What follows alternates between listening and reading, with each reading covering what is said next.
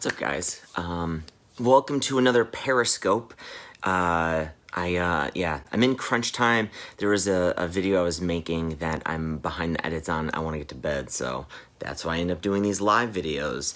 There's that's another huge tip about doing these deadlines. So I've got two things I want to talk about. One is, again, going back to this topic Martha asked about having too much footage to edit, to do, vlogs. Like, how do I get through all this stuff? Well, one thing is just I don't get through it. One thing is I just give myself this deadline, putting out a new video every day, whether it's something I edit or whether it's I do these live videos, and it forces me into these situations where I have a lot of footage and you know what, I can't get it done. So I'm still gonna put out a video. And so it keeps me productive, it still keeps me creative, and it forces me to basically not be paralyzed by this footage, because I've gotta get something out, whether it's something I can finally commit to or something I had to come up kind of on the last minute to put this video together and do something on Periscope. So don't be afraid to take these like crazy challenges of, putting out a video every day. I think when you look at the work the Casey Neistats and the other daily vloggers are doing out there in the world, we become intimidated. Like, there's no way we can do that. Well, you know what?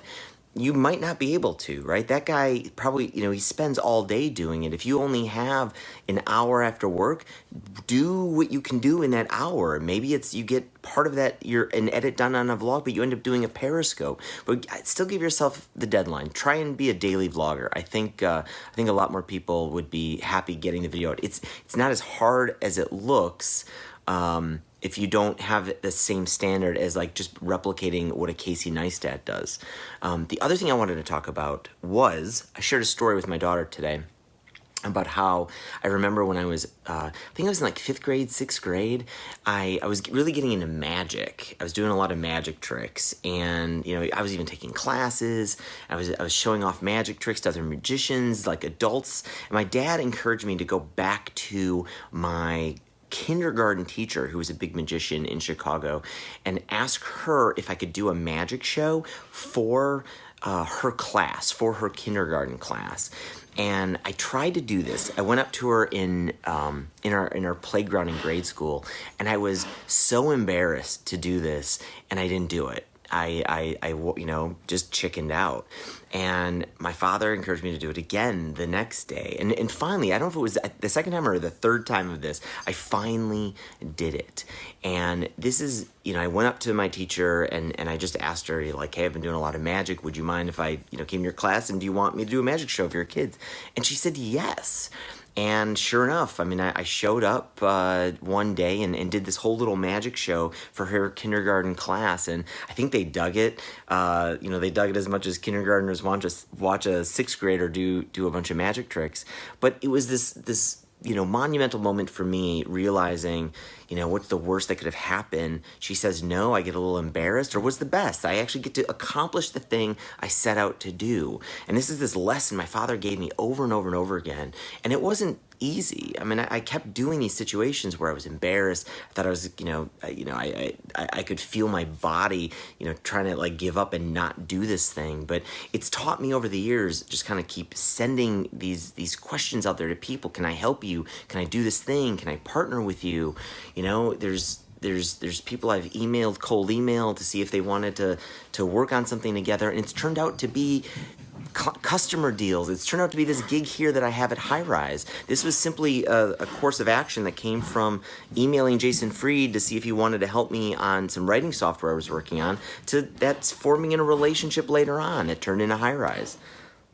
Yeah, I've got this dog. Can you hear the dog coughing? He's got like bronchitis or something.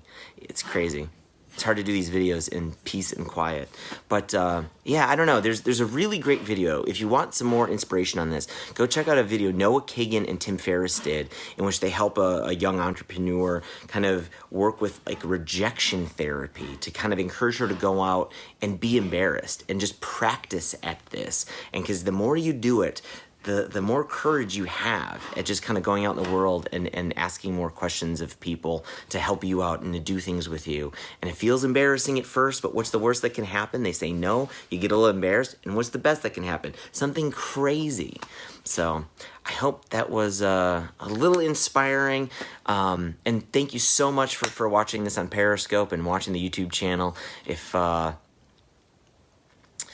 America's Guest asks, when you're the main decision maker, how do you make sure the best ideas from your team get to you? Oh, that's an interesting question. I'll cover that in another one. So keep that question alive. I'll cover that in another video. But thank you so much for asking it. And but yeah, I'm gonna check out now. Guys, have an awesome night. Enjoy the week, and I will see you all tomorrow. And if you're just watching from Periscope and you don't know barely who I am, go check me out on YouTube. Just go to Nathan Cotney.